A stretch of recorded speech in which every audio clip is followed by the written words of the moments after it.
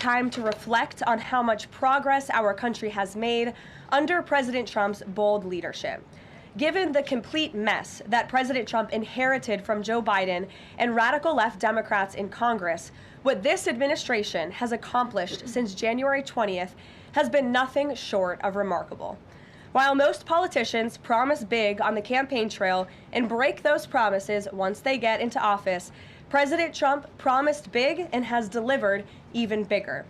On the economic front, after inheriting the worst inflation crisis in over 4 decades, President Trump's pro-growth policies are making tremendous progress to make America affordable again. Under the painful Biden years, inflation reached a record high 9% and devoured Americans' purchasing power. In President Trump's term thus far, inflation has dropped to an average of just 2.7%, marking critical progress. The Trump administration is working hard every single day to bring down the cost of living through bigger paychecks and lower prices. Real wages are finally on the rise again and on pace to increase to roughly $1,200 for the average American worker this year.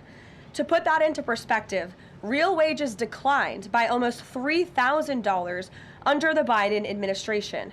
That means Americans right now are on track already to make up 1/3 of the $3,000 in lost wages under Joe Biden. There's much work to do, but this has already been significant progress. President Trump has also delivered resoundingly on his promise to end Joe Biden's insane war on American energy and make sure our country has reliable and affordable energy produced right here at home. As a result, the nationwide average for regular gas just fell to its lowest level in nearly 5 years.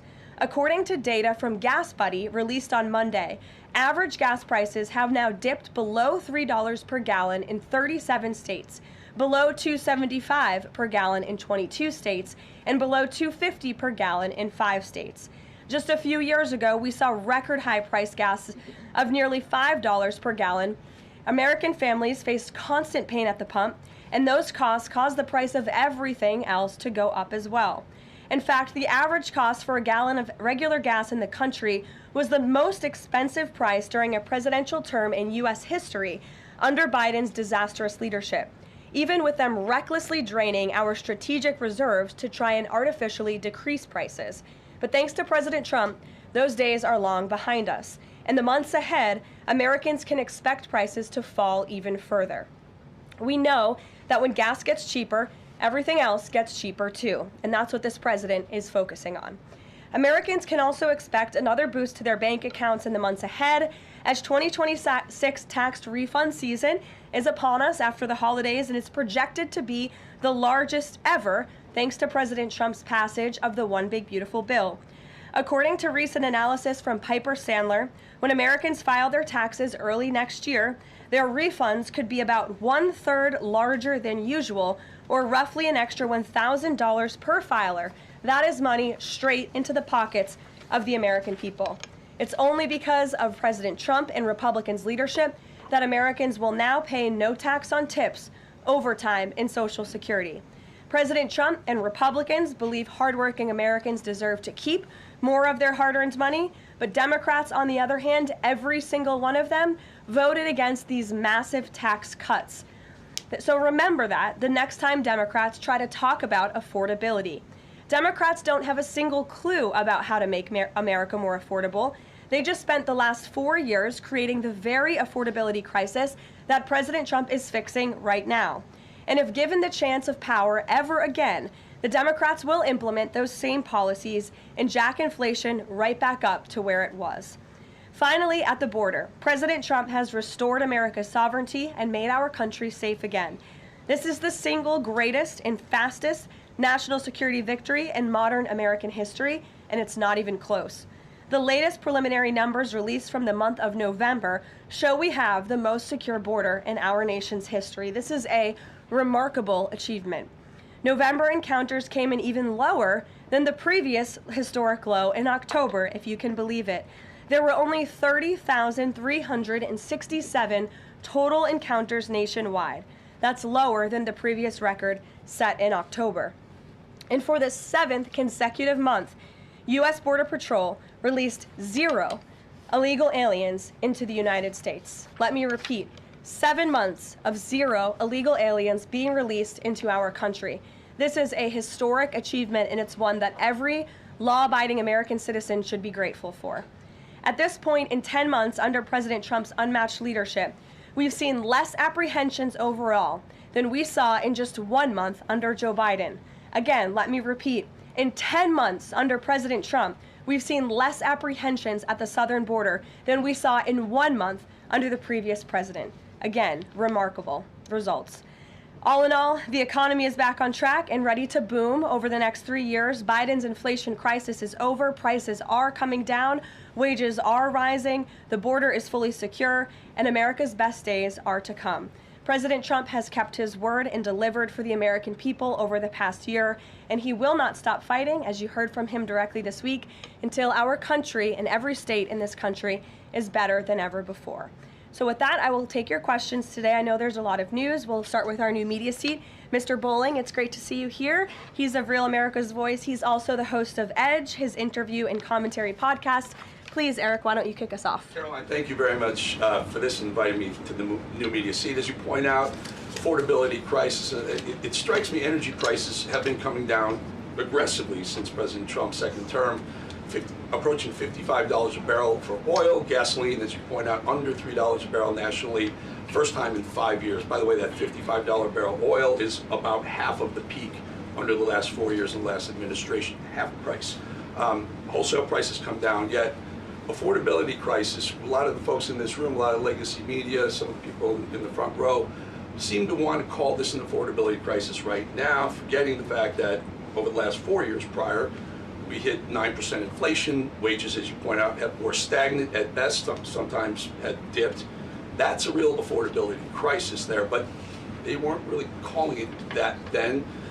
You point out how President Trump is changing the affordability in America, but how will he ensure that the legacy media doesn't flip the script and change it so that they're using affordability as their word, their idea, versus what the American people who know much better? Yeah, well, it's a great question, Eric, and it's a point of frustration for the president and for myself. I will say that's part of the reason I just kicked off this briefing today, setting the record straight with facts about the economic mess that the president inherited from his predecessor, Joe Biden. And he's focused on digging our country and our economy out of that hole every day. Things are getting better, and they will continue to. And President Trump understands better than any politician in this city the pain that the American consumer has been feeling for years now because of the last administration's policies. You heard him in the great Commonwealth of Pennsylvania this past week campaigning and talking to these voters, saying, I was elected to fix this problem, and I am fixing it. Don't forget who created it, and that's the Democrats.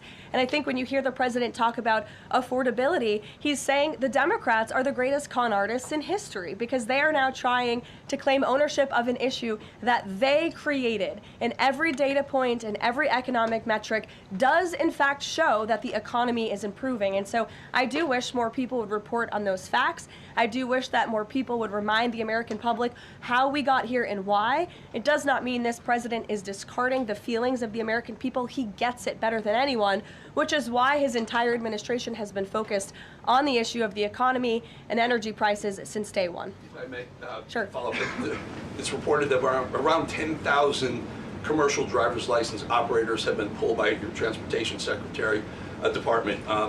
Will the president apply that same metric? For the reason was the operators weren't speaking or reading English to a level that was safely, people thought they would safely be able to operate trucks on our roadways. It's estimated in California around 40% of Uber drivers, Uber and Lyft drivers, don't speak English proficiently, and the number's 45% in Minnesota. Will this same rule or metric apply to the gig economy like Uber and Lyft? So I don't have any announcements on further regulations, if you will, from the Department of Transportation with respect to this issue. However, I will just reiterate the Trump administration's position is that truck drivers, particularly those driving big rigs on our nation's road and highways, who have a great responsibility to keep the American public and their fellow citizens safe, should be speaking English and should have an ability to read English proficiently. I think that's a very common sense policy to have. And we've unfortunately seen, and the Department of Transportation has uncovered and is actively working to fix these state-sponsored commercial trucking driver licenses, which were going to people who are not qualified to be driving these massive trucks on American roads, and they're endangering the lives of our fellow citizens. We've unfortunately seen many vehicle accidents across the country where people have lost their lives because of drivers that were just simply unqualified to be driving these trucks. So I know this is something DOT and Secretary Duffy take very seriously. Peter. Thank you, Caroline. Based on the way that things stand right now, is Operation Southern Spear about drugs or is it about oil? What I will tell you, Peter, is that the Trump administration is focused on doing many things in the Western Hemisphere. The president has taken a new approach that has not been taken by any administration for quite some time to actually focus on what's going on in our own backyard. And there are two things that are very important to this administration. Number one, stopping the flow of illegal drugs into the United States of America, which we know has killed hundreds of thousands of Americans. The president promised on the campaign trail that he would demolish the foreign terrorist organizations and drug cartels around the world, especially right here in our own hemisphere, and you have seen that he is delivering on that promise. With respect to the oil and what happened yesterday, the Department of Justice requested and was approved for a warrant to seize a vessel because it's a sanctioned shadow vessel known for carrying black market sanctioned oil to the IRGC, which you know is a sanctioned entity. So the president is committed to stopping the illegal flow of drugs into our country. He's also fully committed to effectuating this administration's sanction policy, and that's what you saw and the world saw take place yesterday. And because you said the president is trying to do a lot of things at once, he talks a lot about how he thinks the way to bring down prices for everything would be to bring down the cost of energy. Would he use this seized Venezuelan oil to try to help Americans with affordability here in the United States? Well, what I can tell you right now, the vessel has been seized, as you know, and the Department of Justice did that in conjunction with the Coast Guard and the Department of War. The vessel is currently undergoing a forfeiture process right now. The United States currently has a full investigative team on the ground on the vessel, and individuals on board the vessel are being interviewed and any relevant evidence is being seized. With respect to the oil, that's a different issue. As you know, Peter, the vessel will go to a U.S. port, and the United States does intend to seize the oil. However, there is a legal process for the seizure of that oil, and that legal process will be followed. And just my last one on this. If President Trump launches a bigger military campaign in the Caribbean, is he jeopardizing a possible Nobel Peace Prize? Look, the president has proven over the past year that he is more than worthy of the Nobel Peace Prize. I think he's been nominated for it nearly 100 times this past year, which is definitely a record. He's solved, I think, 9 conflicts around the world. We are up to now. He's actively working on the Russia-Ukraine war, which is the big one as we speak, and has been over the past year. With respect to any additional action in Venezuela, I'm definitely not going to get ahead of the president or the United States military. Mary. It now seems all but certain that the Obamacare subsidies will expire at the end of the year. It means more than 20 million Americans are now bracing for their health care costs to soar. Is the president prepared to let this happen, or is he going to step in? The president is prepared to take action on health care, and he wants Republicans on the Hill to do the same. As you have seen, Senate Republicans put forth their own legislation earlier this week. As for the subsidies that are set to expire, I would like to remind you and everybody at home why this is on the brink of happening. Democrats wrote Obamacare. They passed it without a single Republican vote, and then they ballooned it with these expensive COVID subsidies that completely distorted the health insurance market. And then they doubled down, extending those subsidies and setting their own expiration date right now in 2025, which the administration is obviously well aware of, and we are working. The president is working with his healthcare policy team here at the White House, as well as Republicans on Capitol Hill, to find a solution. You said he's working to find a solution. He wants to see a solution to lower health care costs. He does. But these subsidies are expiring at the end of the year. So what is the plan, and what is he going to do to put this in place in the next 2-3 weeks? You'll hear more from the president and from the White House on that very soon. As for wanting a solution to lower healthcare costs, I'm glad you said it, because the president is doing just that. He has made unprecedented progress towards lowering healthcare costs in this country and drug prices. He's secured numerous most favored nation drug price deals, with many more to come. As you know, the One Big Beautiful Bill, the working family tax cut, significantly expanded access to health savings accounts for those on Obamacare. Again, a Democrat written program and approved program, which has led to higher healthcare costs in this country. So it goes back to the issue of affordability. Democrats are now pretending they want a solution to this issue, but they created the problem. The president and Republicans are currently coming up with creative solutions and ideas to lower healthcare costs for the American people, and you'll continue to hear more from them on that. Before these subsidies expire? I just said you're going to continue to hear more from the president and Republicans on this issue, I'm sure. Sure, Bloomberg, go ahead.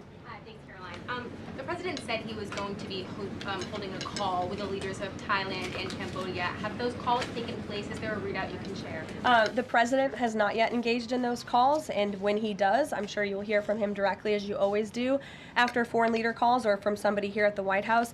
I do know, with respect to the conflict in the peace deal in Thailand and Cambodia, and some of the conflicts you've seen arise, reports of that in the press over the past couple of days. The president addressed it in Pennsylvania. The administration is obviously tracking this at the highest levels and is very much engaged. I spoke with Secretary Rubio about it this morning. And will senior U.S. officials be meeting Saturday with European and Ukrainian officials to discuss the peace plan? Look, the United States and the Trump administration continues to be very much engaged in trying to bring the Russia-Ukraine war to an end. The president had a call with Europeans yesterday. His special envoy Witkoff and his team continue to talk with both sides literally as we speak. If there is a real chance of signing a peace agreement, if we feel like those meetings are worthy of someone on the United States' time this weekend, then we will send a representative. It's still up in the air whether we believe real peace can be accomplished and we can truly move the ball forward. The president is extremely frustrated with both sides of this war, and he's sick of meetings just for the sake of meeting. He doesn't want any more talk. He wants action. He wants this war to come to an end. And the administration has spent more than 30 hours, just in the past couple of weeks, meeting with the Russians and the Ukrainians and the Europeans and speaking with them as well. So we'll see about the meetings this weekend, and stay tuned. President read President Zelensky's latest proposal that was sent over yesterday. He's aware of it, yes. Ed.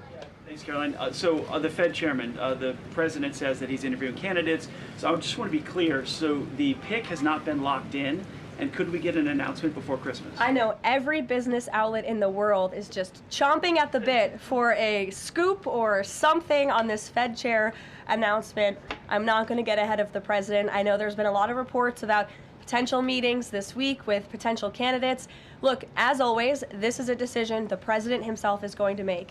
And I know there's a lot of reporting out there from anonymous sources who claim to know something. I would wait and see what the president himself does and announces, and I certainly won't be the one to get ahead of him on that. On the economy, can I ask you about Michael, go ahead. On the next Fed chair, does the president have an expectation that his pick will lower interest rates next year to his liking? I think the president has been quite clear about what he believes the Fed should be doing, which is lowering interest rates. I know there was a quarter-point reduction this past week, and the president was pleased to see that, but he thinks more should be done. Philip. Thank you, Caroline. On these advanced NVIDIA H200 chips, why is the president willing to allow China to have access to one of America's chief technological advantages? Look, I will tell you just a couple of things. The president put out his own statement on this, which I do think highlights his exact thinking. What you see from the president on Truth Social is most of the time what you hear from the president behind closed doors privately.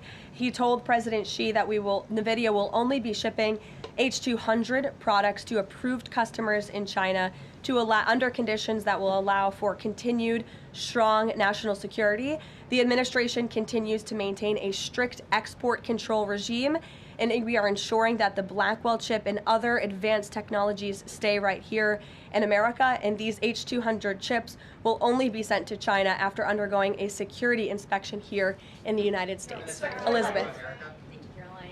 Your City Mayor-elect Zoran Mondani put out a video recently telling immigrants in New York City they have the right to stand up to ICE. Are you concerned this will inspire New York City residents to resist ICE operations, and what will the Trump administration do if this happens? The Trump administration is definitely concerned about the rise in violence, in attacks, and physical threats that we have seen against our brave men and women who wear the ICE uniform.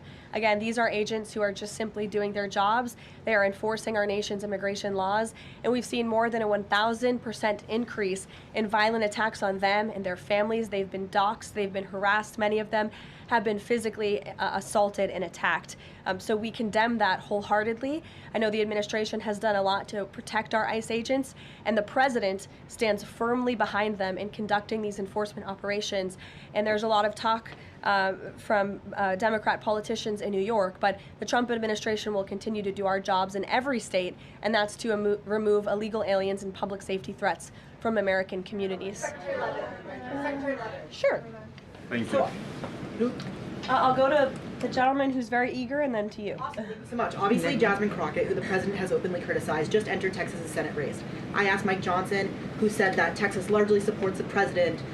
Crockett, on the other hand, says that Trump is an example of extremism. She says that her support is a referendum on Trump. I'm curious to get your thoughts on this. And has Trump made any statements since she's announced her candidacy? Not to my knowledge, as you know, from the White House podium. As a government employee, I'm not privy to comment on future elections, but I do think the president has made his thoughts on Ms. Crockett quite clear, and I do believe he thinks she is wholly unqualified for the office that she is seeking. Joey. Yeah, thanks, Caroline. A federal judge today ordered the immediate release of Kilmar Abrego Garcia from ICE detention. Does the White House have a response to that, and does the administration plan to appeal that decision? Absolutely. The White House, the administration, opposed this activism from a judge who is really acting as a judicial activist, which we've unfortunately seen in many cases across the country. Abrego Garcia is present in our country illegally. He is a proven human trafficker. He is a proven gang member. The administration has evidence of that. And as you saw from the Department of Homeland Security, they issued a statement saying they'll continue to fight this legal battle in court. Caitlin. Two questions. I have one on Venezuela to follow up, but first on affordability, since we were talking about the economy at the beginning. If the economy is as strong as the president has said it is, then why is he telling parents 2 weeks before Christmas that they should only buy 2 or 3 dolls for their children? Look, what the president is saying is that if we want products made right here in America, if we want them to be made from American small businesses, which is a large part of the reason the president has effectively implemented tariffs, then we're going to have better quality products right here in the United States. Maybe you'll pay $1 or $2 more, but you will get better quality, and you'll be supporting your fellow Americans by buying American, and that's what the president was saying. Again, with respect to affordability, every economic metric, Caitlin, and I wish you would report more on it, does in fact show that the economy is getting better and brighter than where it was under the previous administration. I will repeat, inflation as measured by the overall CPI has slowed to an average 2.5% pace. Real wages are increasing, roughly $1,200 for the average worker. Gas prices are down in almost every single state across the country. Again, in 22 states, it's below $275. You look at the tax cuts, those are going to go into effect next year. So the best is yet to come. The president is digging our country out of the economic hole that the previous administration put us in, and that's what he's talking about. It was a year ago, as you know, and grocery prices have been up. So we've covered the economy, but there's mixed signals in terms of what that looks like. But on inflation is down from where it was. As measured by the overall CPI, it has slowed to an average 2.5% pace. This is down from what the president inherited. The president inherited 2.9% in January. Today it's at about 2.5%. So we're trending in the right direction with more to come. And I would remind you, when President Trump left office in his first term, inflation was 1.7%. And the previous administration jacked it up to a record high 9%. So again, in 10 months, the president has clawed us out of this hole. He's kept it low at 2.5%, and we believe that number is going to continue to decline, especially as energy and oil prices continue to decline as well. It wasn't high under Biden. They're just saying it's not. Well, nobody reported on it being high under Biden. My predecessor was standing at this podium, but now you want to ask me a lot of questions about it, which I'm happy to answer. But I will just add, there's a lot more scrutiny on this issue from this press corps than there was. Well, in the previous administration said that too. My predecessor stood up at this podium and she said inflation doesn't exist. She said the border was secure, and people like you just took her at her word, and those were two utter lies. Everything I'm telling you is the truth, backed by real factual data, and you just don't want to report on it because you want to push untrue narratives about the president. Go ahead. I'm not going to take your follow-up. Go ahead. Is the White House optimistic about the upcoming redistricting vote in Indiana, and what happens if it fails? We'll see how the vote plays out. That's a political matter and, frankly, a legal one, and I won't comment on it here. Brian. Thank you, Caroline. I'm going to go back to the Fed. I have two topics I just want to address with you. The first one on the Fed. The president did say yesterday that he was meeting with Kevin Warsh. This is your favorite story in the world, Brian. It is our favorite story. The president said yesterday he was meeting with Kevin Warsh to talk about the Fed chair, interviewing for a Fed chair role. Can you just say how that interview went with him? I won't comment on private meetings without the president's approval to do so. And the second thing is on the Netflix Warner Brothers deal. The president did address this also yesterday. He said that he believes that the sale of CNN should be attached to that deal with Netflix or with Paramount if anything happens down the road with them. Can you just explain what the president's planning to do going forward to continue to make that case similar to what he made yesterday? Well, I think the president's comments yesterday about the sale of CNN and new leadership is evidenced by my exchange with the CNN reporter in this room. Their viewership has gone down, their ratings has declined, and I think the president rightfully believes that network would benefit from new ownership. With respect to this deal, he has great respect for both companies who are bidding against one another, and I won't weigh in any further than that. In the back, go ahead. Thank you. I wasn't calling on either of you, but I'll take both your questions and then to you. Go ahead. I have two questions. One is South Korea, one on the Japan. First question, the recent U.S.-South Korea trade fact sheet made no mention of agricultural product. Does the United States want to completely open its rice and beef market to South Korea? And second question on Japan. China is using its military power to surround Okinawa, Japan. Is the United States concerned about the military conflict between China and Japan? And what action will the United States take? Okay. To your first question on South Korean beef or beef export to South Korea, I will check with our trade team and we will get you an answer on that. To your second question with respect to Japan and China, the president has a phenomenal relationship with the new Prime Minister of Japan, as you know. He was pleased to meet her when we went to Asia a couple of months ago, and they have spoken a few times since. They continue to be engaged with one another, and Japan is a great ally of the United States, as evidenced by their personal relationship and our continued trade relations with Japan. With respect to China, the president also has a good working relationship with President Xi, which he believes is a good thing for our country, and he believes that the United States should be in a position to have a good working relationship with China while maintaining our very strong alliance with Japan. Go ahead. Yesterday, President Trump was speaking about drug production in Colombia. He said that the president of Colombia better wise up or he's gonna be next.